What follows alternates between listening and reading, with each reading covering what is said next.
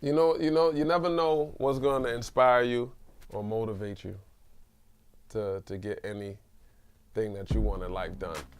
I remember growing up, and music hit me so hard. I knew from the door when we wrote our first song, I knew what I wanted to do. I knew I was going to be doing music. I just knew. And I remember my friend Jam. He took a liking to me. He took a liking to the music and stuff. And I pestered him. I used to see Jam, Dougie Fresh dropping them off, Hev D, this, that, and the third, and I pestered him. I remember I cornered him in the elevator and was like, "You gonna listen to me rhyme?" Like, and he did. And he told me, he said, "Read this book," and he gave me a book about melanin in black people's skin. And he told me to read this book and write verses about it, because you got to be able to write about anything. And I read the book and I wrote, and it was actually hot, but I wrote verses about this, and he was like, "Oh nah, yeah, you good, you different than just whatever." So I remember him saying, "Okay, if I'm gonna work with you, I gotta go talk to your dad so he understands." We all lived in the same building, because you're gonna be out late some nights, you're gonna be doing this, because he really did take a serious liking, and he really pushed me.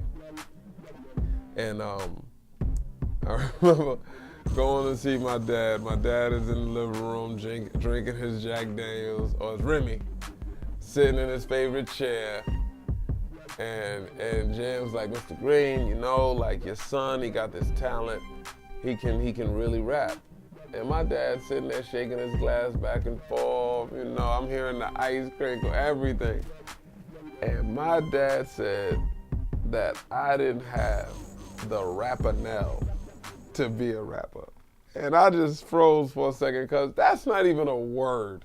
Like, if you're gonna tell me I can't do something, at least really have a word that's a real word, like the rapper-nell. It was kind of devastating to hear, the only man you look up to really to tell you that he doesn't think you're gonna make it in something. The thing about it was, it motivated me so much more, and it inspired me. And glory be to God, it made a wall around me that I really didn't care what anybody thought after that. Because if somebody like my dad could tell me that and it not stop me, a stranger ain't got a shot at stopping me. A hater ain't got a prayer stopping me. So it was funny putting that all together, but he did say it's not gonna amount to a hill of beans. Now that statement, on top of the rapper now, it not mounting to a hill of beans, that's what became my catchphrase. And I told myself, the first check, real check, because you gotta impress people with money, especially your pops. If you're gonna go off and do something you don't think you can do, you better come back with some real money to show them that you can do it. So I told myself, the first real check I make out of music, I'm not gonna come and show the check. I'm gonna go buy as many beans as I can, and I'm gonna put a hill of beans in his living room. This was my goal. This was real. This was my goal. This wasn't, I'm not making this up. This, for years. For years, people be like, "Ooh, when I get this money, I'm gonna buy a Benz, I'm gonna do this, I'm gonna do this." First thing on the list, hill of beans. I'm gonna go put the hill of beans in there. So I don't know what year it was, but it was one of the first checks. Some good money. And I was on my way to buy some beans. I was really on my way to really do this. And I told Jam. Jam was with me. And Jam was like, "What you about to go do?"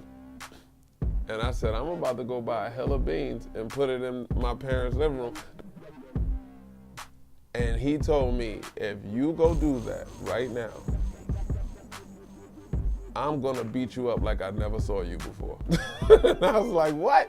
I was like, "What are you talking about?" And he was like, "Your father didn't say that to you to discourage you to not do it. Your father just wanted you to be better. He wanted you to be a doctor. He wanted you to be a lawyer. He wanted you to be whatever. Like, so I use that motivation my whole career, but now it's the most beautiful situation because when I pull up to the house now and I see my mom and my dad, and to hear my dad like, tell me what's going on, like to see the smile on his face because he's known I've had these accomplishments and I've done things.